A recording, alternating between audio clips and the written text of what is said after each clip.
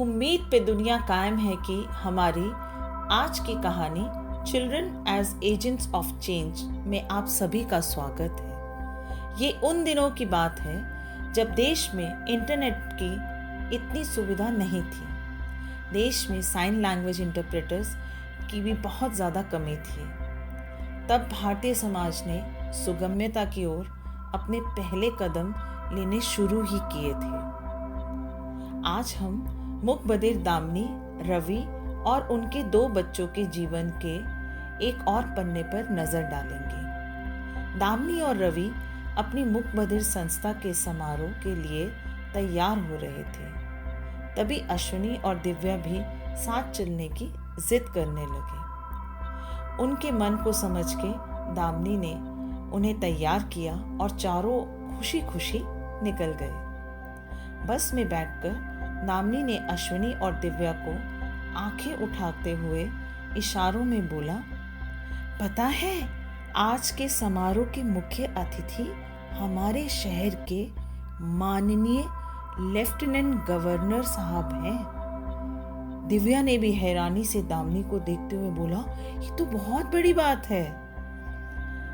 अश्विनी ने कहा, पापा मैं एक फोटो खिंचवाऊंगा और स्कूल में सब दोस्तों को दिखाऊंगा, बड़ा मजा आएगा, और खुशी से ताली बजाने लगा। समारोह में पहुंचकर दामिनी को पता चला कि जिस व्यक्ति को समारोह का सांकेतिक भाषा में इंटरप्रिटेशन करना था वो खराब तबीयत के चलते नहीं आ पाएगा। संस्था के सभी मेंबर्स एक दूसरे की तरफ चिंता भरी निगाहों से देखने लगे, क्योंकि एलजी साहब के आने में कुछ ही क्षण बचे थे।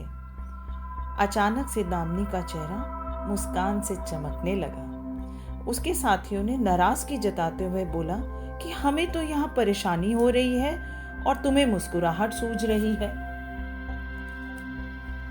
तभी दामिनी ने बोला कि इंटरप्रिटेशन मेरी बेटी दिव्या कर देगी, क्योंकि वो घर में, बाजार में, स्कूल में, हर जगह अपने माता पिता यानी हमारे लिए इंटरप्रिटेशन करती ही तो है।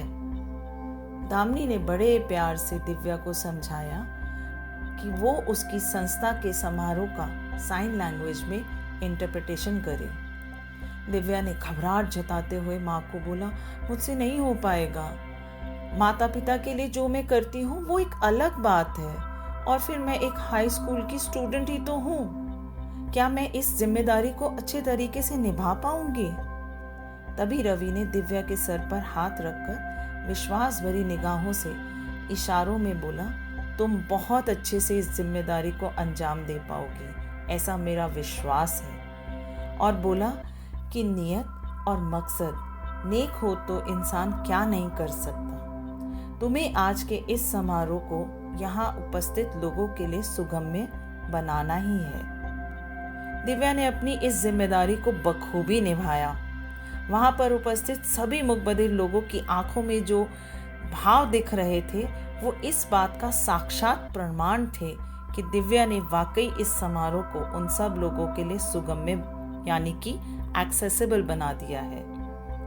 बच्ची की इस कोशिश को माननीय एलजी साहब ने सराहा, पर प्रेरणा की बात तो यह है कि ना सिर्फ दिव्या ने दिव्यांगजनों के अधिकार की प्राप्ति के लिए बहुत काम किया, अपने जैसे कई कोडा चिल्ड्रन ऑफ डेफ एडल्ट्स को साथ जोड़कर सुगम्यता की मुहिम चलाई।